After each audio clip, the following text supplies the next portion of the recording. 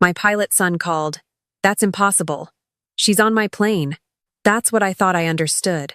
As I stood in my kitchen in Charlotte that morning, holding a warm cup of coffee that had already gone slightly cold in my hands. The house was quiet in that familiar suburban way, the kind of silence that usually feels safe, predictable, almost comforting. But then my phone rang, and everything about that calm morning cracked open in a way I didn't immediately understand. It was my son, Captain Daniel Harper, and I could hear it instantly in his voice. Before he even spoke clearly, something was wrong. "Mom," he said fast, too fast, like he was trying to outrun his own panic. "Is Melissa at home right now?" I remember glancing toward the hallway as if my daughter-in-law might suddenly appear there, even though I already knew she had left early that morning, claiming she had errands in town. "Yes," I said slowly. "She left around 8. There was a pause. Not a normal pause, but the kind that stretches thin and sharp, like glass about to break. Then Daniel lowered his voice, almost a whisper. "That's impossible. She just boarded my flight at DFW." For a second, I didn't respond. I just stood there, coffee still in my hand, feeling the weight of those words settle into something that didn't make sense. "Daniel," I said carefully, "that can't be right. She's in Charlotte." His voice tightened. "Mom, I just saw her. I checked the manifest twice. She boarded flight 442 to JFK. Right now." My fingers tightened around the mug without me realizing it.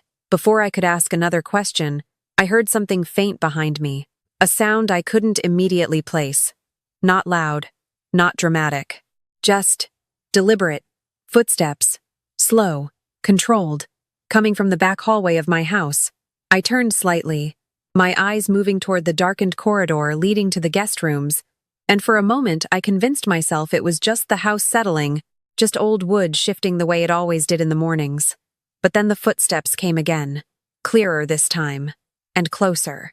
Daniel's voice was still on the phone, but it felt distant now, like it was coming from another room in my mind. "Mom? Are you still there?" I swallowed once, forcing my voice to stay steady. "Yes," I said, though my attention was no longer fully on the phone. "Daniel, she's here, in the house."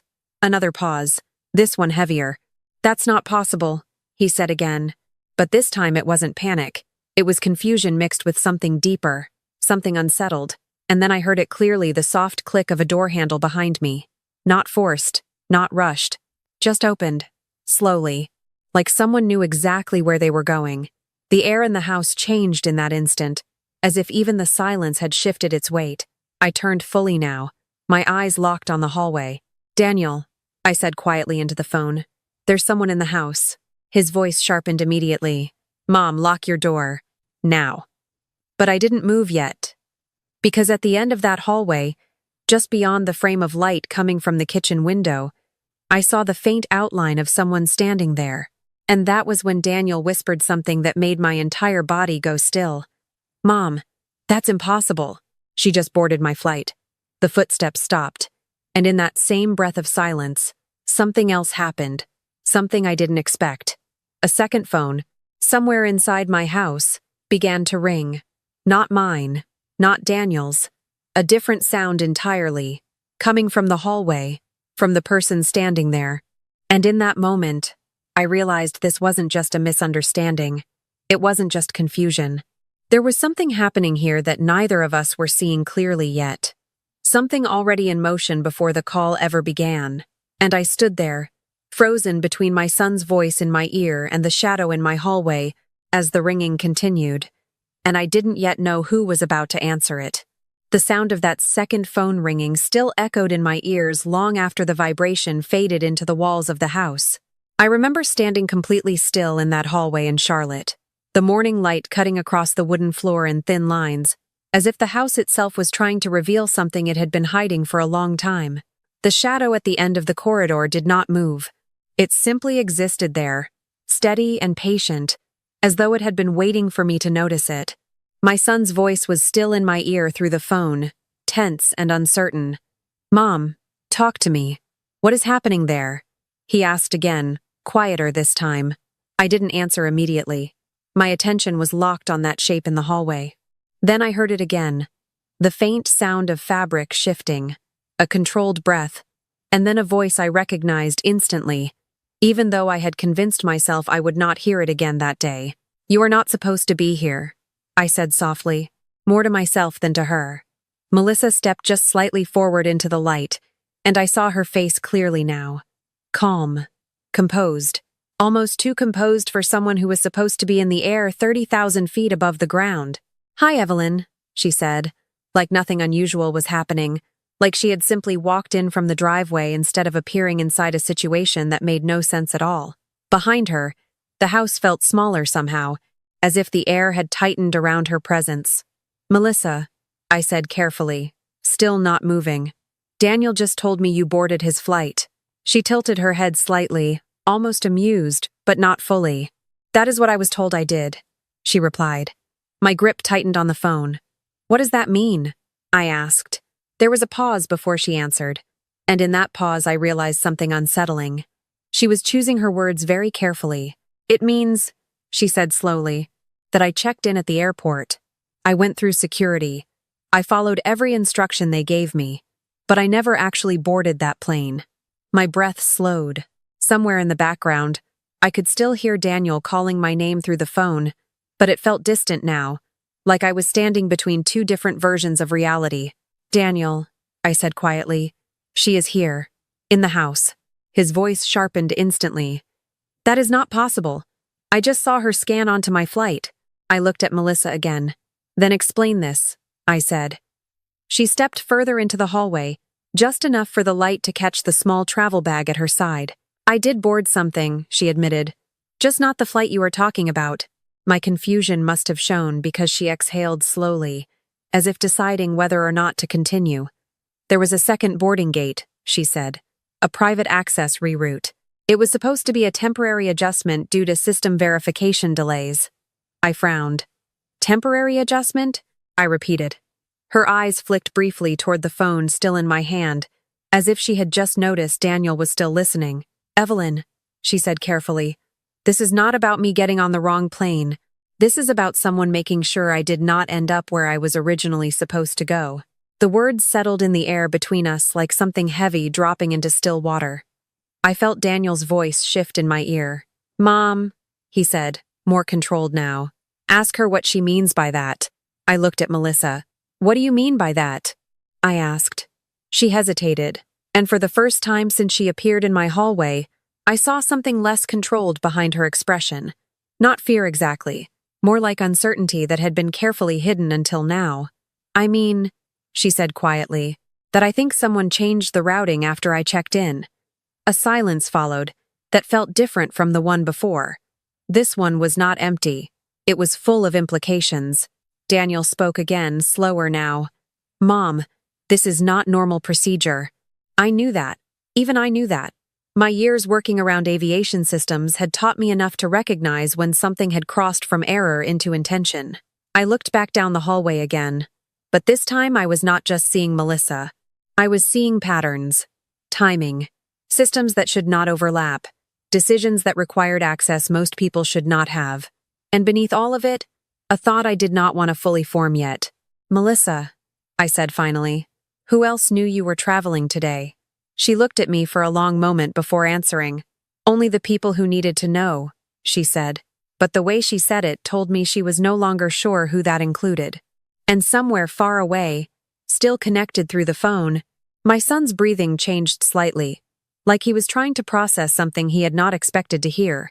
I tightened my grip on the counter behind me, suddenly aware that this was no longer just a strange coincidence. There was a gap here, a gap in information, a gap in truth. And in that gap, something had already moved without us seeing it. Melissa's phone, still in her hand, suddenly lit up again. And this time, neither of us reached for it immediately. Melissa's phone lit up again in her hand, casting a pale glow across her face.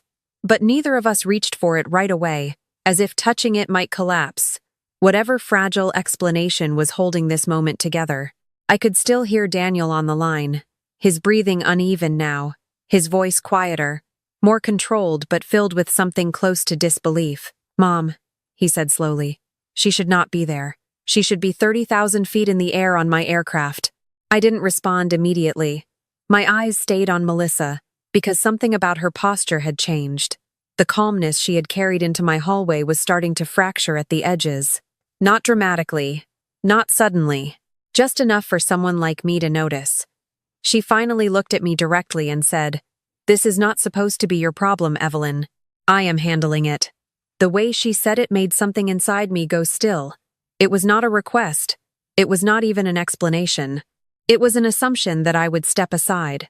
I heard myself respond before I fully thought it through.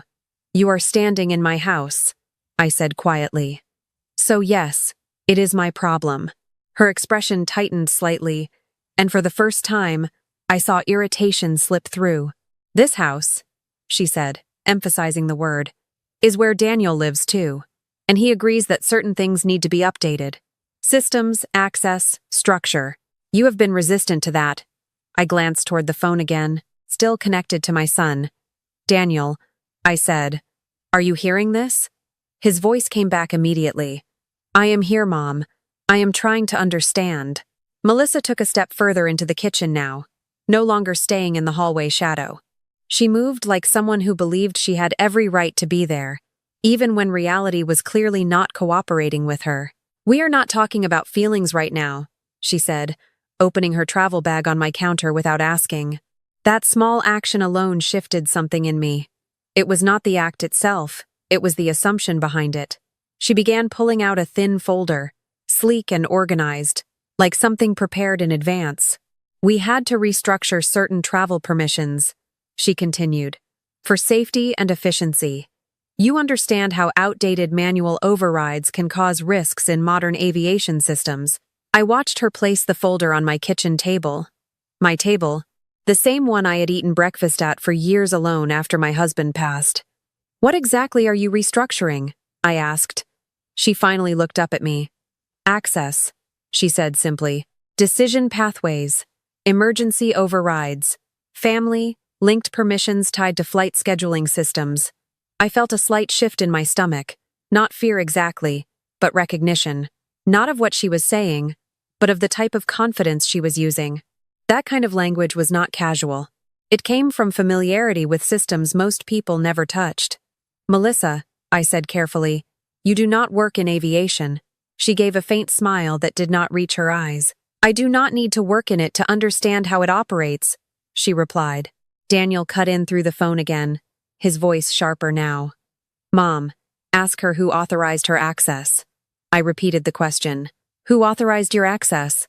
For the first time, she hesitated. "Not long. Just enough." "That is not something I need to explain in detail," she said. "It was part of a family-linked operational review. Daniel agreed to certain adjustments last month." I turned slightly toward the phone.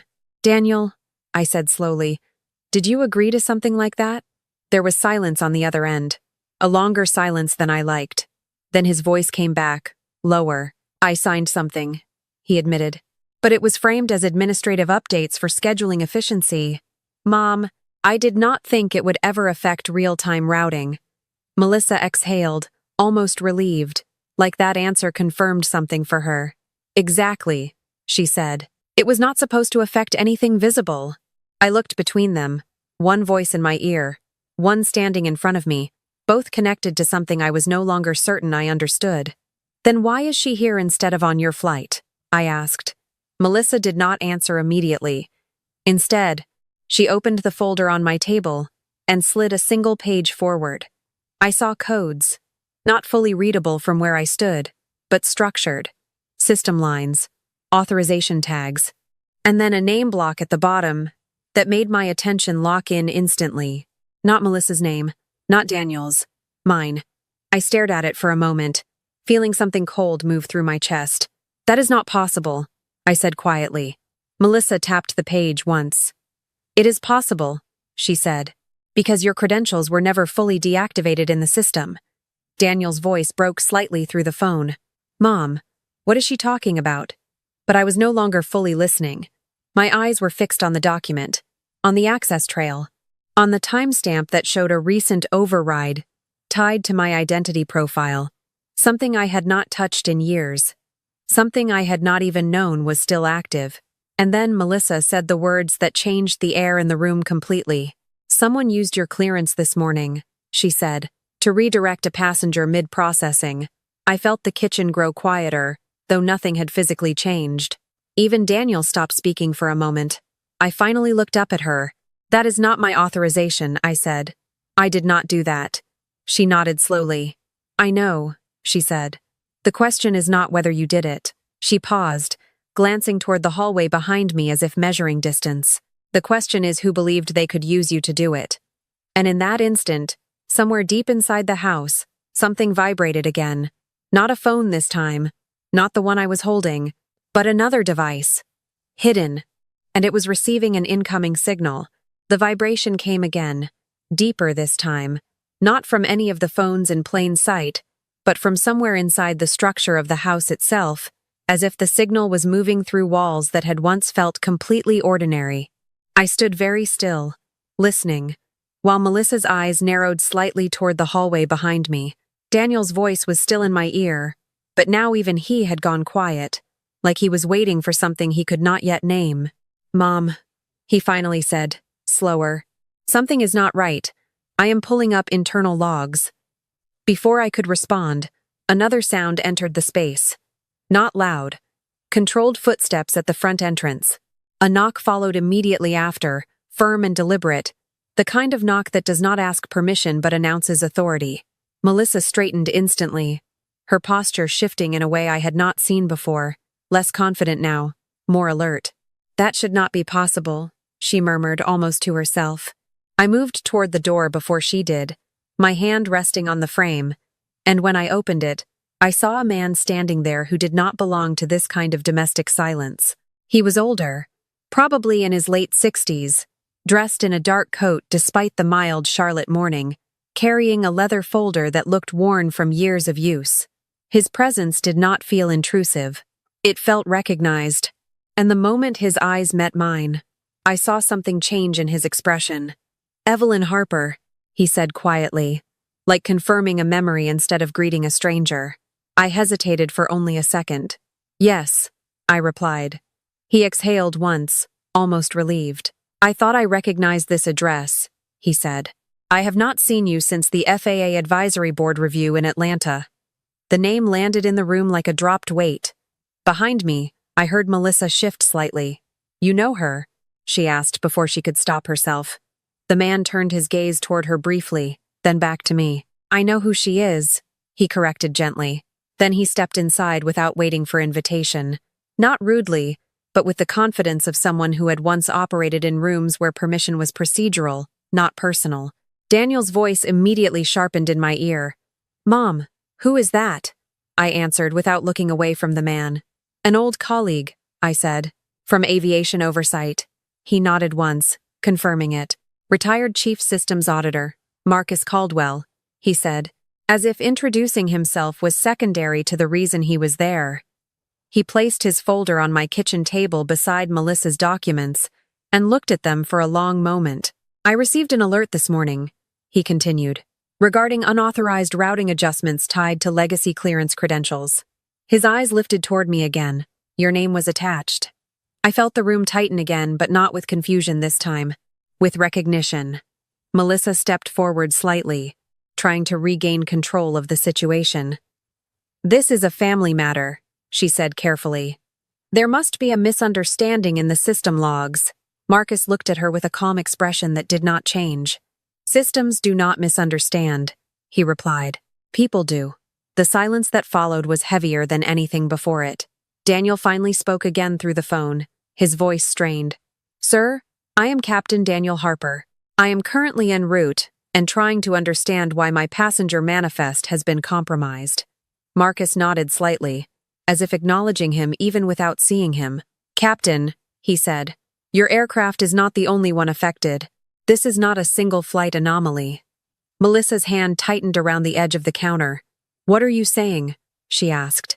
Marcus opened his folder slowly and slid out a printed sequence of logs. "I am saying," he replied, "that someone accessed a dormant clearance profile belonging to Evelyn Harper and used it to validate a secondary routing authorization chain." He paused, letting the words settle. And that chain was linked to your boarding today. I felt my stomach tighten slightly, but I did not interrupt. He continued, now looking directly at Melissa. Which means, he said, your presence on that aircraft was not accidental, and it was not standard procedure. Melissa's voice dropped slightly. Then what was it? Marcus did not answer immediately. Instead, he turned one page in the folder and placed it flat on the table. On it were timestamps, system codes, and a highlighted authorization stamp. My name. Not just listed. Activated. This, he said quietly, was triggered from inside the family-linked override structure. Daniel's voice came through again, sharper now. Mom, did you ever sign anything like that? I closed my eyes briefly, searching memory, but nothing aligned with what I was seeing. No, I said firmly. I did not authorize this. Marcus nodded again, as if that answer was expected. Then someone used your identity footprint, he said, to open a corridor that should have been permanently closed. Melissa finally lost some of her composure. That is impossible, she said quickly. Only internal verified users can do that level of override. Marcus looked at her for a long moment before responding. Exactly, he said. Then he reached into his coat and pulled out a second document. Thinner, more recent. He placed it on top of everything else. This was submitted 48 hours ago, he added. A request to consolidate family-linked aviation permissions under a single administrative authority. He looked up slowly. Your name was on that request as well. The room went still. Not just quiet. Still. Even Daniel did not speak. Melissa stared at the document, as if it had changed shape in front of her. I did not submit that, she said, but her voice lacked certainty now. Marcus closed his folder with a soft sound that somehow felt louder than everything else. Then someone is using this family structure as a proxy, he said calmly, to manipulate access in a system that was never meant for domestic control. I felt something shift inside me then. Not fear, not anger, something closer to realization. Because for the first time, I was no longer just hearing confusion, I was hearing design, intent. And as Marcus lifted his gaze toward the hallway again, his expression changed slightly. There is one more thing, he said quietly. The secondary routing path did not terminate at the airport. He paused. It redirected here. At that exact moment, the second phone inside my house began ringing again, louder this time, closer than before. And Marcus, without looking away from the hallway, added one final sentence that made everything inside me go still. Someone is trying to complete the authorization cycle in real time. The second phone kept ringing from somewhere deeper inside the house, not on a table or counter, but carried through the walls like a signal that refused to be ignored, and for a brief moment no one moved. Marcus Caldwell was the first to shift his attention, his eyes narrowing slightly as if he was listening to something beyond sound. Melissa stood rigid near the kitchen counter, her earlier confidence now replaced with a tension she could no longer hide, while Daniel's voice remained in my ear, quieter now, controlled but unmistakably strained. Mom, he said, that routing path she mentioned, it is still active. I can see a live update feed. Someone is still inside the system. Marcus did not respond immediately. Instead, he turned his gaze slowly toward me, not with suspicion, but with something closer to confirmation. Evelyn, he said quietly, there is something you are not remembering yet. I felt my throat tighten slightly. If you are referring to whatever is happening here, I said, I assure you I have not touched any aviation system in years. He nodded once, as if he had expected that answer. Not recently, he agreed. But legacy clearance does not require recent use. It requires residual authority. Melissa stepped forward slightly, her voice sharper now. This is ridiculous, she said. She is retired. She has no operational role. Marcus finally looked at her directly. Retirement does not erase system hierarchy, he said calmly. It only removes visibility. The words settled into the room in a way that made the air feel heavier. I watched him open his folder again, this time pulling out something different, not a printout. A photograph. It was older, slightly faded, showing a group of people standing in front of an FAA facility in Atlanta.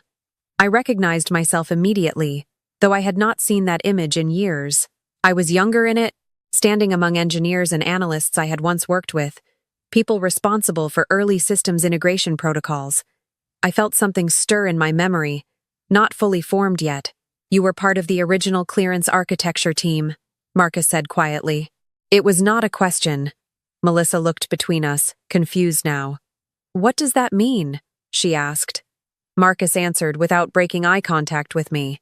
It means she was involved in building the framework that determines how passenger authorization flows are validated across multiple carriers. Daniel's voice came through the phone again, slower now. Mom, is that true?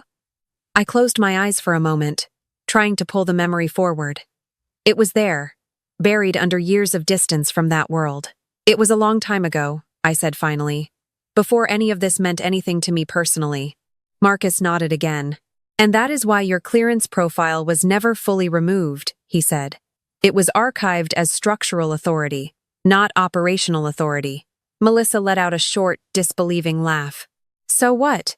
She is some kind of ghost administrator for aviation systems, she said. But her tone was no longer mocking. It was uncertain. Marcus did not respond to her directly. Instead, he placed the photograph back into the folder and leaned slightly forward on the table. Someone did not just use her identity, he said. They used her historical weight inside the system. I felt a strange unease forming in my chest now. Not fear, but recognition that I was missing a piece of something that had already begun without my awareness. Daniel spoke again, more urgently this time. Mom, I am seeing override traces branching from your legacy profile into multiple subsystems. This is not just one flight anymore. Marcus nodded slightly. Correct, he said. This is propagation. Melissa's hands tightened at her sides. Propagation of what? She asked. Marcus finally looked at her fully. Control pathways, he said simply. Someone is attempting to consolidate fragmented authorization chains under a single point of origin. I felt the words before I fully understood them. That point of origin, I said slowly, is my profile. Marcus did not deny it, and that silence was louder than anything he could have said. For the first time, Melissa looked unsettled not by me, but by the structure itself. This does not make sense, she said again, but quieter now. I only followed what I was given. Marcus tilted his head slightly. That is usually how it begins, he replied. Daniel suddenly spoke again, his voice sharper, more alert. Mom, there is a secondary alert on your legacy credential. It is requesting confirmation input. I froze slightly. From where? I asked. There was a pause. From a local access point, Daniel said. It is pinging your house. The words did not fully land at first. I looked around my kitchen, my eyes scanning the familiar space that suddenly felt less familiar. Marcus was already moving toward the hallway. Do not touch anything yet, he said calmly. If someone is attempting a live confirmation cycle, interrupting it incorrectly could escalate system lock-in. Melissa followed a step behind him, but stopped near the doorway, glancing back at me. Evelyn, she said, her voice quieter now. I did not mean for any of this to involve you. I did not answer immediately, because something inside me had begun to shift, not toward anger, toward understanding that I was no longer simply observing this situation. I was part of its structure. Marcus paused in the hallway, looking toward a closed door at the far end of the house. That signal is coming from there, he said. And as he spoke, the second phone inside the house stopped ringing. For a brief second, there was silence again. Then, from behind that door, something clicked. Not loudly, not dramatically, just enough to confirm that whatever was happening inside this house was not external anymore. It was already inside. And Marcus turned slowly toward me and said the words that changed everything again. Evelyn, I think someone is using your old access point from inside your own home. The moment Marcus finished speaking, the air inside my house felt as if it had been pulled into a tighter shape, like the walls themselves were holding their breath, waiting for something to happen. I stood still in the kitchen doorway, listening to the faintest hum beneath the silence, that same unseen signal Marcus had been warning about now feeling less like a mystery and more like a presence. Melissa was no longer trying to control the conversation. Instead, she looked unsettled in a way I had not seen before. her earlier certainty replaced with hesitation that she seemed unsure how to carry. Daniel's voice came through my phone again, but this time it was sharper, more focused. "Mom," he said, "I am locking down external access points from my end. Whoever is inside that system is escalating privileges." I did not respond right away. My attention stayed on the hallway, where Marcus had already moved closer to the closed door at the far end of the house. He stopped just short of it, studying it quietly, like someone reading a familiar language written in an unexpected place. "This is not random," he said calmly. "This is coordinated access behavior." Melissa shook her head slightly, almost as if refusing to accept what was being said. "No," she said quickly. "This is some kind of system error. Evelyn has not been involved in aviation infrastructure for years. This should not be possible through her profile." Marcus turned slightly toward her, his expression steady. "Then explain why her profile is still validating live input requests," he said. The question did not have force behind it. It had clarity, and that clarity made it heavier than any accusation. I stepped forward slowly, not rushing, not reacting emotionally, just moving into the space as I had always done when something required attention rather than fear. "Let me see it," I said quietly. Marcus looked at me for a moment, then stepped aside. He did not stop me. I walked toward the door at the end of the hallway. It was a part of the house that had always been quiet, almost forgotten in daily life, used only for storage. But now, standing in front of it, I could feel a faint vibration in the air, subtle but real, like something on the other side was waiting for acknowledgement. Melissa followed a few steps behind me but stopped short of the hallway threshold, as if unsure whether she had the right to continue. "Evelyn," she said, her voice less controlled now. "I did not intend for any of this to involve your systems or your name." I did not turn to her. "Intent is not what matters right now," I said calmly. "Accuracy is." Daniel spoke again through the phone, his voice now filled with concentrated focus. "Mom, I am tracing the origin of the access ping. It is coming from a localized endpoint inside your residence network. It is not external." I placed my hand lightly on the door handle. It was warm, not physically, but in a way that suggested recent use. Marcus stepped closer beside me. "If this is what I think it is," he said quietly, "then someone did not just use your clearance. They anchored it." I looked at him. "Anchored it to what?" He did not answer immediately. Instead, he nodded toward the door. "Open it," he said. I did. The room beyond was dim, lit only by the faint glow of a small workstation setup that had not been there the last time I remembered this space. A single monitor sat on a desk, running lines of data I recognized instinctively, even if I had not seen them in years. My breath slowed slightly as I stepped inside. Marcus followed, scanning the setup. "This is a relay node," he said under his breath. Melissa finally entered behind us, her eyes widening slightly as she took in the room. "I have never seen this before," she said quickly. "I swear I did not authorize any of this." I moved closer to the monitor. The screen displayed a live authorization chain, scrolling quietly, with identifiers that were not meant to be active. And at the top of the chain, I saw it again. My name, not as a passive record, as an active participant in the system. Daniel's voice came through the phone again. Slower now. "Mom, I am seeing confirmation loops. Someone is feeding validation back into your profile in real time." Marcus leaned slightly forward. "This is why it keeps returning here," he said. "This room is acting as a grounding point." Melissa stepped closer to the desk, her hands slightly tense at her sides. "Evelyn," she said again, more urgently now, "I need you to understand. I was told this was a procedural upgrade, a way to simplify travel coordination within the family network." I turned slightly toward her. "Who told you that?" I asked. She hesitated. That hesitation told me more than any answer could. "Daniel's administrative consultant," she said finally. I looked toward the phone. "Daniel," I said, "did you assign someone to handle operational updates related to your flight systems?" There was a pause, a longer one than before. Then Daniel responded, quieter. "Mom, I outsourced part of the scheduling interface last month. I thought it was just logistics support." Marcus closed his eyes briefly, then opened them again. That is where it began, he said. Melissa's voice broke slightly. I did not manipulate anything, she insisted. I only followed what I was given. But even as she said it, her certainty was gone. The system on the monitor flickered slightly, and a new line of text appeared at the bottom of the screen. Requesting final confirmation, local authority override. Marcus straightened immediately. Do not respond to that, he said firmly. I did not move. I simply watched it. Something inside me had shifted, not toward panic, but toward understanding. This was not random confusion anymore. It was structured. And structures, once visible, could be traced. Daniel's voice sharpened again. Mom, if that override completes, it will lock your profile into permanent authorization status across multiple aviation layers. I looked at the screen, then at Marcus, then finally at Melissa, who was now visibly shaken for the first time since this began. I am not authorizing anything, I said calmly.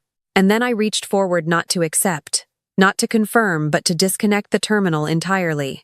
The moment my hand touched the interface, the entire system paused for half a second, and then the screen changed.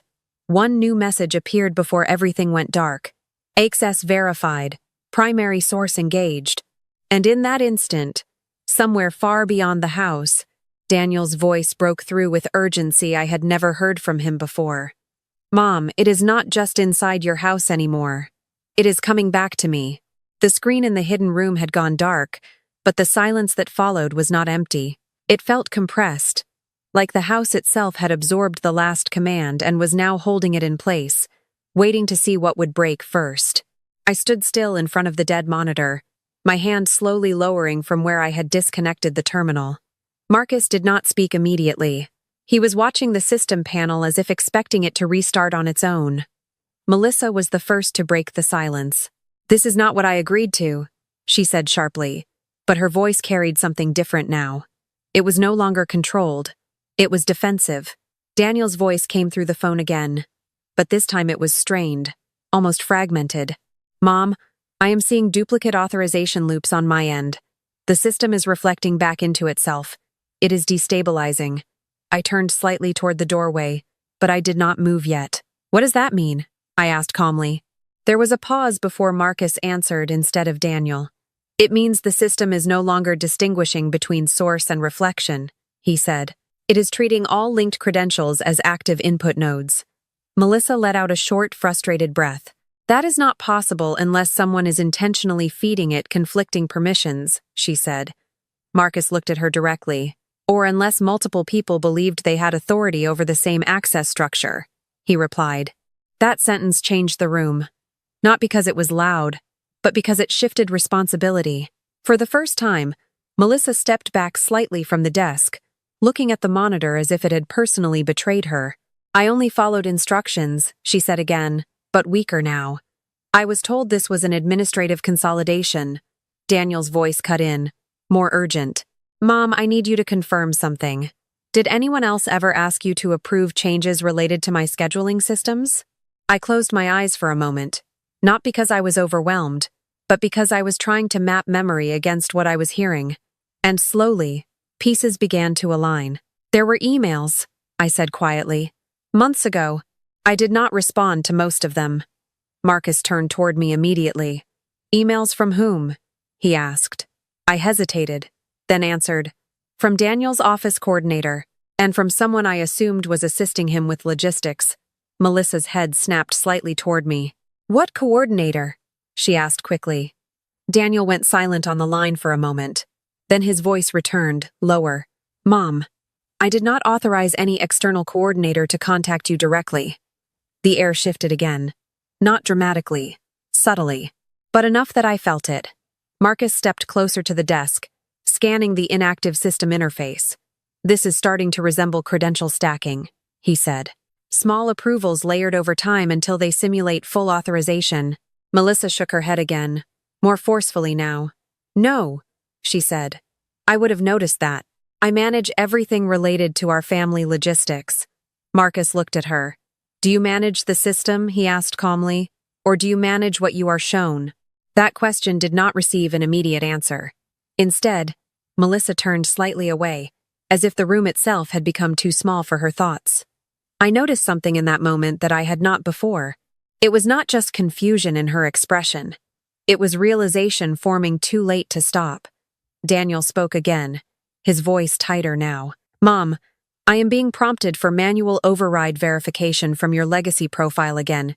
It is escalating. I finally looked down at the dark monitor, then at the cables still connected beneath the desk.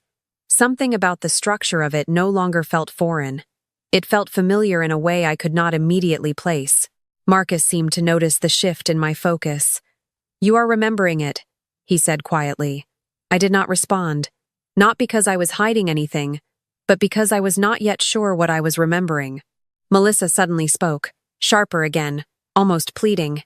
Evelyn, if you have access to this system, you need to revoke it. Right now. Whatever is happening is spreading beyond what I was told it would do. I looked at her directly. I am not the one expanding it, I said calmly. I am the one it is being attached to. That distinction seemed to unsettle her more than anything else so far. Daniel's voice broke in again, urgent. Mom, I am seeing your profile attempting synchronization with my flight system again. If this completes, it will overwrite current routing authority. Marcus stepped forward quickly. Do not let it complete, he said firmly. But I did not move immediately. Because something else was happening now. Not in the system, in me. A faint memory, not fully formed, surfaced. A room similar to this one. Years ago, screens filled with live data. My own voice, calm and precise, explaining system redundancies to a group of engineers. I blinked slowly. Marcus noticed my expression change. You were part of early redundancy protocol design, he said quietly, as if confirming what I was now beginning to see. Melissa looked between us. What does that mean? She asked again, but this time there was less control in her tone, more uncertainty. Marcus answered without looking at her. It means she was never just a user of these systems, he said. She was part of how they were structured to behave under conflict. Daniel's breathing shifted on the phone. Mom, are you saying you built part of this? I opened my eyes fully now, but my voice stayed steady. I did not build what this has become, I said, but I recognized the logic inside it. The monitor flickered back on without anyone touching it. All three of us turned toward it instantly. Lines of data reappeared, faster now, less structured, like something trying to stabilize itself through repetition. Then a new message appeared at the center of the screen. Multi-source conflict detected. Primary identity requesting resolution authority. Melissa stepped back instinctively. That is not me, she said quickly. Marcus did not respond. Daniel spoke at the same time, his voice tense. Mom, it is not me either. And then, for the first time since this began, every linked system channel went silent at once. No voice, no alerts, no vibration, just stillness. Marcus slowly turned his head toward me. Evelyn, he said quietly, it is waiting for you to decide what it is. And as I stood there looking at the screen that now carried my name in every active line, I realized something that made the room feel even quieter than before. It was not asking who had caused this. It was asking who still had the authority to end it. And before I could answer, the system locked every door in the house from the inside. The doors had locked themselves from the inside with a quiet finality that felt less like a malfunction and more like a decision. And for a long moment, none of us moved. The house that had always felt familiar to me suddenly carried a different kind of silence, one that was structured, deliberate, almost as if it had been reorganized into something I was only partially allowed to understand. Marcus stepped back from the locked hallway door, his expression no longer focused on urgency, but on recognition. Melissa stood near the kitchen threshold, her arms lowered now, her earlier tension replaced by something closer to exhaustion. Daniel's voice remained in my ear, but even he had gone quiet, as if the system on his end had stabilized into observation rather than escalation. Mom, he finally said softly, all external loops have paused. It is not escalating anymore. I did not respond immediately. My hand rested lightly against the kitchen counter, and for the first time since this began, I realized I was not thinking about fixing anything. I was simply observing what remained. Marcus broke the silence gently. When systems reach containment state, he said, they wait for human resolution, not technical correction. Melissa let out a slow breath, almost shaky. So what now? She asked, but her voice no longer carried authority. It carried uncertainty. I looked at her for a long moment. Not as someone trying to defend herself anymore, and not as someone I needed to challenge. Just as a person caught inside something she no longer controlled. Now, I said quietly, we stop reacting. Daniel's voice came through, calmer now. Mom, I am stepping back from the live feed. I am still here if you need me. There was something different in his tone now. Less panic, more awareness. Marcus nodded slightly, as if agreeing with an unspoken conclusion. That is the correct choice at this stage, he said. Melissa looked between both of them. You are treating this like it is over, she said. But nothing has been resolved. I turned toward her fully. Not everything is resolved by force or correction, I said. Some things resolve when you stop feeding them tension. That seemed to unsettle her more than anything that had happened earlier, because there was nothing aggressive in what I said. No accusation, no resistance, just clarity. The locked doors remained unchanged, but the house itself no longer felt active. It felt paused. Marcus slowly closed his folder, the sound soft but definitive. The system has entered dormant alignment, he said. It is no longer branching or expanding. Melissa frowned slightly. And what does that mean for us? She asked. Marcus looked at her, then at me. It means it is no longer asking what happened, he said. It is observing what you choose to do next. That sentence settled in the room in a way that changed its weight completely. For the first time, I felt no urgency to prove anything. No instinct to correct misunderstandings. No need to explain systems or justify actions or defend intent. I walked slowly toward the kitchen window, where soft daylight was beginning to shift into afternoon warmth. Outside, everything looked normal. Quiet suburban streets, trees moving gently in the wind, a world that had no awareness of the complexity that had unfolded inside this house. Melissa spoke again, but softer now. I did not want any of this to create distance, she said. Between you and Daniel. Between all of us. I nodded slightly, acknowledging her words without judgment. Intent does not always shape outcome, I said. Daniel responded after a brief pause. Mom, I think I understand that now. There was something new in his voice. Not resolution, but reflection. Marcus stepped closer to the door but did not touch it. Whatever triggered this, he said, is no longer the focus. The system has already recorded all relevant interactions. I turned slightly. So it is finished? I asked. Marcus considered that for a moment. It is stabilized, he said carefully. What happens next depends entirely on how you choose to proceed in real life. The distinction mattered more than anything else he had said. Melissa slowly sat down at the edge of a chair near the counter, as if her body had finally accepted the absence of control. I thought I was organizing things, she said quietly. I thought I was helping structure everything so it would be easier for all of us. I looked at her then, not with distance, but with understanding. Most people confuse control with care, I said gently.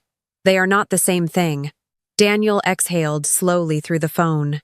Mom, I think I forgot that, he admitted.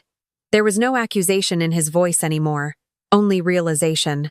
I turned away from the window and looked at all of them, not as participants in a conflict, but as people standing at different points of the same misunderstanding. We do not fix this by going backward, I said quietly. We fix it by deciding what matters moving forward. Marcus gave a small nod, almost approving. That is the first stable human decision I have heard since this began, he said. Melissa looked down at her hands. What if I do not know how to do that anymore? She asked. The question was honest. Not defensive, not strategic, just human. I walked a little closer, not to correct her, not to guide her, but simply to acknowledge her presence in the same space. Then start with what is still real, I said. Not systems, not permissions, not access, just people. Daniel's voice softened again. Mom, he said, are you okay? I paused before answering, because the truth had shifted slightly from what I might have said before all of this. Yes, I said finally, and I realized I meant it differently than I ever had. Not because everything was solved, but because I no longer felt the need to carry all of it alone. Outside, the light continued to shift across the yard, warm and steady. Inside, the house was no longer locked in tension or reaction. It was simply still, and in that stillness, something unfamiliar but welcome began to form. Not closure, not victory, but a quiet understanding that whatever had been broken or revealed or misunderstood had already begun to settle into something closer to truth. And as I stood there with my family on the other end of uncertainty, I realized the most important change was not in the system at all, but in the way we were finally learning to see each other again. The house was no longer locked in tension. The quiet that remained did not feel engineered or artificial anymore. It felt like something that had finally exhaled after holding its breath for far too long. I stood by the kitchen window, watching the late afternoon light soften across the backyard in Charlotte, the same yard that only hours earlier had felt like a threshold between confusion and clarity. Behind me, Melissa remained seated at the table, no longer defensive, no longer trying to explain or control the meaning of what had happened. Marcus had already stepped back toward the entryway, his presence now less like an intervention and more like a confirmation that the system he once understood had reached its natural end point. Daniel's voice came through my phone one final time, steadier than before. "Mom," he said, "all active anomalies on my end have cleared. Whatever was feeding the loop, it stopped." I closed my eyes briefly, not from exhaustion, but from recognition that something irreversible had shifted, not in machines or systems, but in people. "Then it is finished," I said quietly. There was a pause before Daniel responded. "No," he said gently. "I think it is just different now." Marcus nodded slightly as if he agreed with something only he could fully translate. "That is usually what resolution looks like from the inside," he said. Melissa finally stood from the table, not abruptly, slowly, as if learning how to exist in a different emotional gravity. "Evelyn," she said softly, "I need to understand something before this ends." I turned toward her. "Understanding is the only thing that matters now," I replied. She hesitated. "Do you hate me for any of this?" she asked. The question hung in the air longer than anything technical, longer than any system alert or warning or override request. I looked at her for a long moment, not searching for the right answer, but for the honest one. "No," I said finally, "I do not." That seemed to unsettle her more than anger would have, because anger would have been familiar. Absence of it required reflection. Marcus quietly placed his folder back into his coat. "The system will fully detach within a cycle," he said. "Nothing further will propagate." He looked at me once more before leaving. "But what you decide to carry forward is no longer system-dependent." And then he stepped out into the late light of the driveway and was gone. The house was quiet again, but this time it was not heavy. It was open. Melissa remained in the kitchen for a moment longer, looking around as if seeing the space differently than she ever had before. "I thought I was building stability," she said quietly. "I think I was just building control." I did not correct her. I only nodded slightly. "Those two things often feel the same," I said, "until they are tested." She looked at me then, not as opposition, but as someone trying to recalibrate her understanding of everything she believed she was doing right. "What happens now?" she asked. I glanced toward the window, where the last of the daylight was stretching across the yard. "Now," I said, "you decide what kind of person you want to be when nothing is forcing you to choose for convenience." That answer did not resolve everything for her, and it was not meant to. It simply gave her space. Daniel spoke again through the phone, softer now. "Mom, I am coming home tomorrow." I did not respond immediately. Something in that sentence landed differently than anything before it. Not as urgency, not as correction, as return. "Okay," I said finally. The word carried no tension, only acknowledgement. The next morning, the house felt different again. Not transformed, not repaired, just real in a way it had not been before. There were no alerts, no systems, no hidden signals beneath the silence. Only sunlight and ordinary stillness. I made coffee the way I always had, slowly, without thinking about anything beyond the motion itself.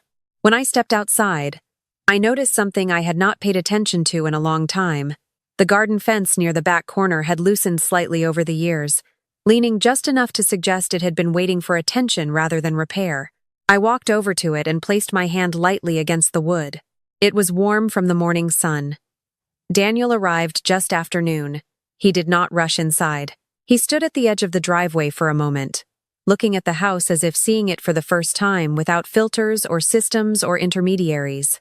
When he finally stepped in, he did not speak immediately. Neither did I. We simply stood in the same space, no longer separated by interpretation or misunderstanding. Melissa arrived later that afternoon. There was no tension when she walked in, only awareness. She brought nothing with her except presence. The three of us sat at the kitchen table for a long time without trying to define anything that had happened. At one point, Daniel finally said quietly, "I think I spent too long believing everything could be managed." I looked at him. "Management is not the same as care," I said. Melissa nodded slowly, understanding now without needing further explanation. As evening approached, I stepped outside alone. The sky had shifted into soft gold, the kind of light that makes ordinary things feel slightly more important than they are. I sat on the old wooden chair near the garden, the same one I had used for years without noticing how often I returned to it during moments of thought. It creaked slightly when I sat down, familiar and steady. I realized then that nothing extraordinary had truly happened in the way I once thought it had. There had been confusion, yes, misalignment, misunderstanding, but what remained was not damage. It was clarity. Not everything needed to be controlled to be understood. Not everything needed to be resolved to be at peace. Some things simply needed to be seen correctly. Behind me, I heard the door open softly. Daniel stepped outside and stood beside me for a moment before sitting down on the grass nearby. Melissa followed a few seconds later, choosing a spot on the steps where she could see both the house and the garden. We did not speak for a while. We did not need to. The day slowly moved toward evening, and the house behind us remained quiet in a way that no longer felt like silence waiting to break. It felt like something settled, something stable, something real. I looked at the garden, at the small imperfections in the fence, at the uneven edges of the yard that I had once thought needed fixing, and realized I no longer saw them as problems, just parts of a life that continued to grow without needing permission. If there is one thing I would say to anyone who finds themselves feeling unseen, or overruled, or quietly replaced in their own life, it is this. You do not lose yourself when others fail to recognize your worth. You only lose yourself when you start agreeing with them. And sometimes, the most important thing you can do is not to fight louder, but to stand still long enough to remember who you were before anyone else decided to define you. If this story found its way into your heart, then perhaps it is already part of your understanding now. And I hope, wherever you are listening from, you remember that your value was never meant to be negotiated. It was meant to be known. Thank you for spending this time with me, for listening all the way through, for sharing in this quiet unfolding of something that began as confusion and ended as clarity. I am grateful you were here, and I hope, in your own way, you find the same kind of peace that does not ask for permission, only space to exist. Take care of yourself, and I will meet you again in another story.